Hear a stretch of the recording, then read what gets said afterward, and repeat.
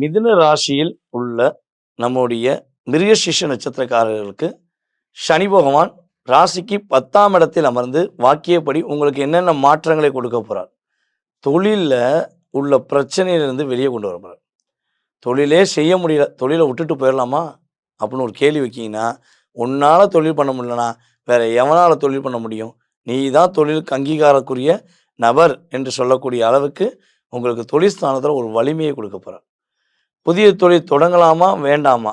அப்படின்னு நீங்க யோசித்துக்கிட்டு இருக்கீங்கன்னா, நம்முடைய மிதுன ராசியில உள்ள மிருகசீர்ஷ நட்சத்திரக்காரர்கள் உறுதியாக புதிய தொழில் தொடங்கலாம். ஒரு டயலாக் இருக்கு தெரியுமா?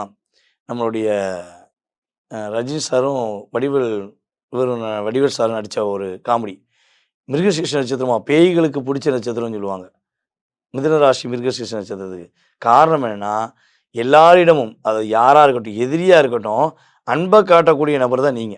அப்ப மத்த எதிரிக்கே அன்பு காட்டுறானய்யா, நமக்கு அன்பு காட்ட மாட்டானான்னு சொல்லி தான் பேயே உங்க கூட வந்து கூடயே ஒட்டிக்கிட்டு இருக்கு. அப்படின்னு தான் நான் சொல்லணும். ஸோ அப்படிப்பட்ட உங்களுக்கு இப்ப புதிய நண்பர்கள் உருவாவாங்க. புதிய நண்பர்கள் மூலமாக ஒரு மாற்றம் வரும். புதிய நண்பர்கள் மூலமாக முன்னேற்றம் வரும்.